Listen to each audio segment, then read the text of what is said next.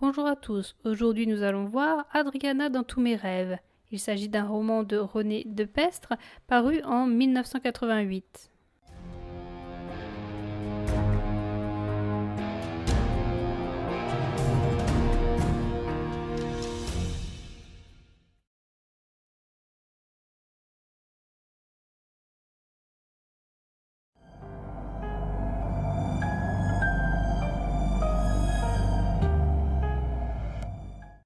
L'histoire se déroule à Jacmel, qui est une ville d'Haïti. Le narrateur s'appelle Patrick. Un jour, il remarque une limousine qui circule dans la rue, conduite par T. Jérôme, qui est accompagné de sa mère, Madame Villaret-Joyeuse, qui est la marraine de Patrick. La mère de Patrick demande à son fils d'aller voir sa marraine, mais il ne parvient pas à rattraper la voiture qui a une allure étrange et qui finit par rentrer à la maison familiale. Madame Villaret-Joyeuse était en fait décédée. Patrick entend un récit des événements de la part d'un coiffeur, Silas Syllabert. Le matin de sa mort, Madame Villaret-Joyeuse aurait demandé à son fils de la conduire au golf avec un papillon sur les yeux, avant sa mort ou après si cela n'avait pas été possible. Elle meurt juste après avoir énoncé son souhait. Son fils a exécuté sa dernière volonté en emmenant le corps dans la voiture jusqu'au golf. Le récit du coiffeur comporte des différences avec celui de Patrick qui a été témoin de ce voyage en voiture. Le coiffeur parle également du papillon qui aurait quitté Madame Villaret-Joyeuse pour aller rejoindre Adriana Siloé qui l'aurait vu nue. Le papillon s'appellerait Balthazar Grand-Chiré. La légende veut que ce papillon ait été autrefois un adolescent séducteur. Après avoir eu une relation avec la femme jardin d'un sorcier, ce dernier l'aurait transformé en papillon, faisant connaître l'extase aux femmes vierges ou veuves. Le papillon serait arrivé sur l'île en 1936 et aurait eu de multiples liaisons avec des femmes avant d'en commencer une plus sérieuse avec Madame Villaret-Joyeuse. Cette relation aurait duré quelques mois, Madame Villaret-Joyeuse sans doute plus résistante que les autres femmes à cause de ses 7 reins. Cette femme a eu un cancer et le papillon a voulu continuer sa liaison avec cette femme au ciel. Il lui aurait fait voir le golfe qui serait situé entre le purgatoire et l'Éden, et il a demandé à avoir ses ailes sur ses yeux afin qu'elle ne s'égare pas. Adriana va bientôt se marier avec Hector Danoz, qui a une grande méfiance envers le papillon qui peut déflorer sa fiancée avant le mariage.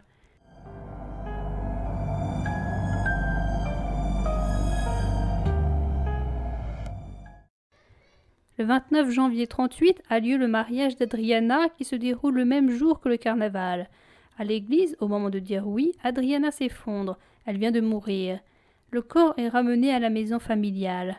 On se demande si le corps doit suivre les rites chrétiens, car ses parents sont chrétiens, ou bien les rites vaudous qui sont traditionnels sur l'île. Madame Brévical-Losange pense que le coupable de cette mort est le papillon. Cette femme pense qu'il est important de déflorer Adriana, sinon le papillon va le faire. Elle est stoppée dans son idée par le père Naëlo qui prône une veille chrétienne auprès du cadavre.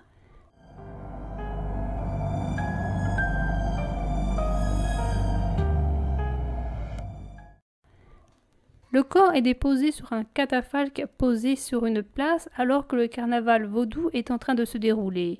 Les tentatives d'annulation de cette fête échouent. En allant voir le corps, le commandant Armentus prend peur. Des années plus tard, il confiera à Patrick l'objet de sa peur. À la place d'Adriana, il a vu sa grande-tante qui est pourtant décédée lui demander de donner le clairon des morts.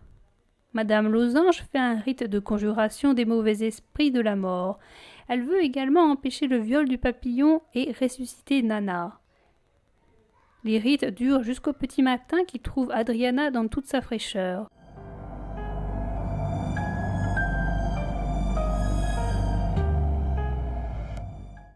Le corps est emmené à l'église pour la messe, puis à l'enterrement au cimetière. Le 31 janvier, Patrick apprend qu'Adriana a disparu de sa tombe.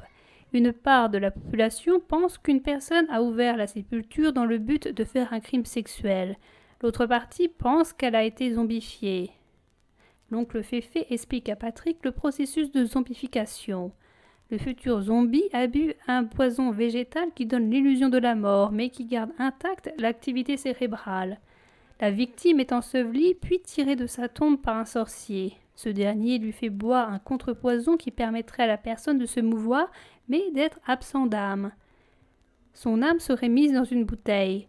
Le zombie est soumis aux travaux forcés. Il fait preuve de docilité et de dépendance envers le sorcier. L'oncle Féfé raconte à Patrick 2 histoires de zombies, dont l'une a touché une femme qu'il a connue et avec qui il garde encore une correspondance.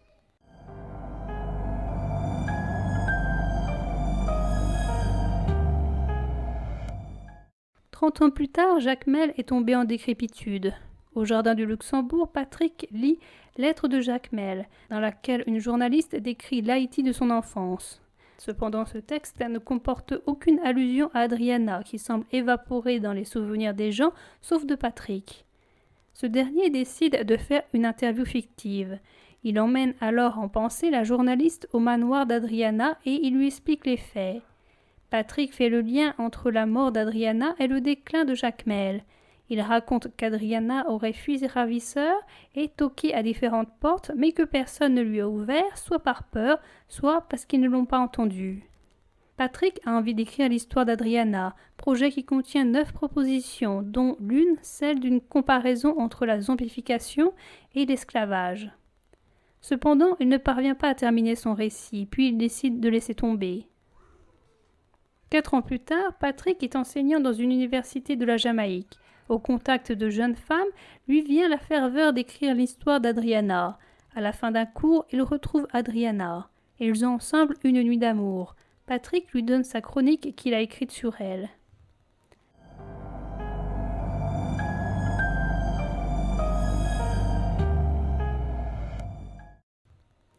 Adriana fait son propre récit.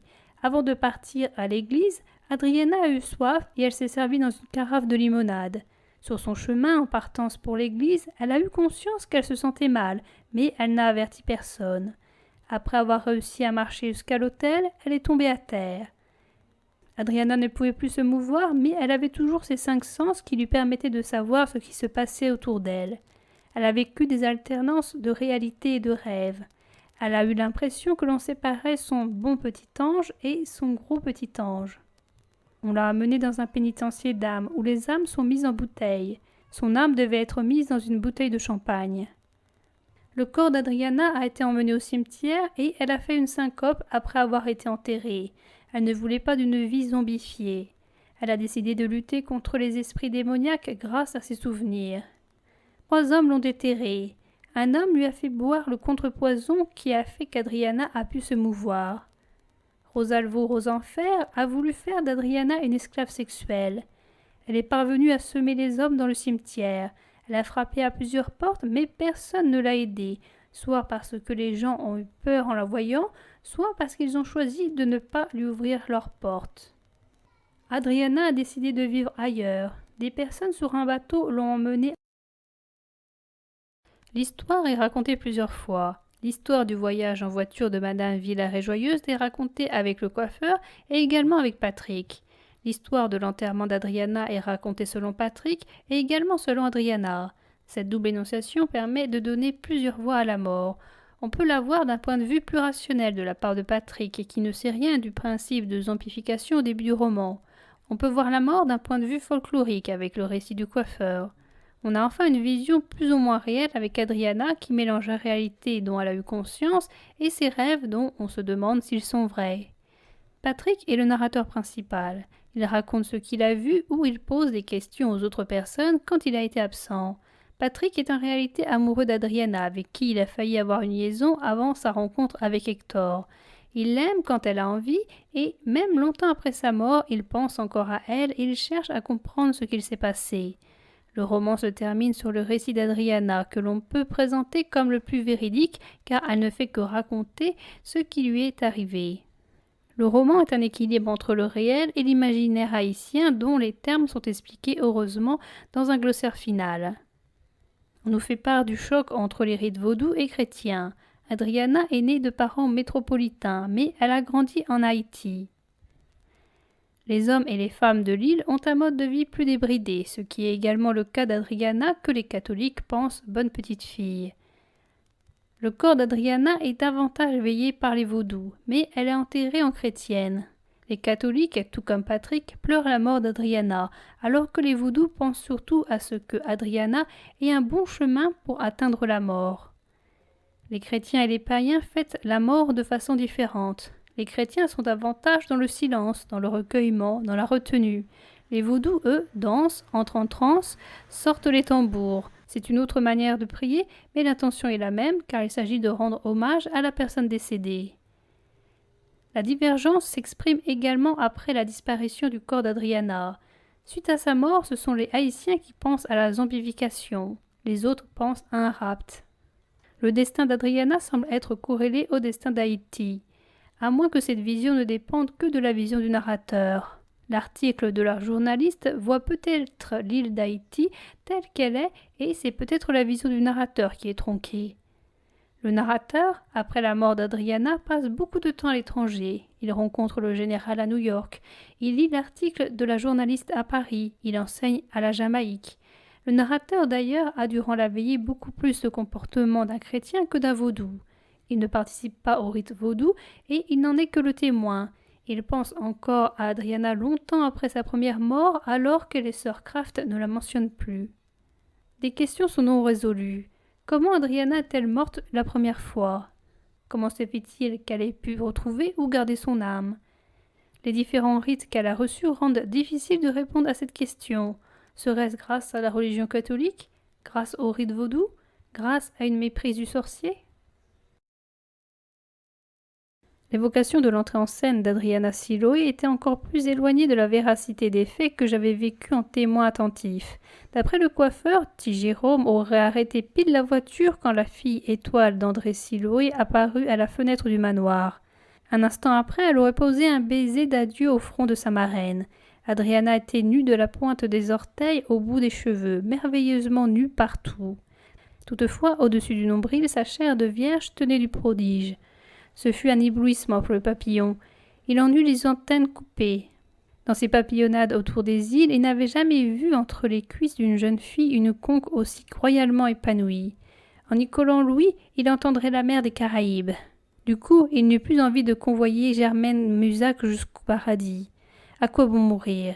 Que faisait-il sur les yeux éteints de la marraine quand il y avait une lumière si vivante à tamiser au bas-ventre de la filleule? À elles éblouies, il se jeta dans le sentier de la gloire.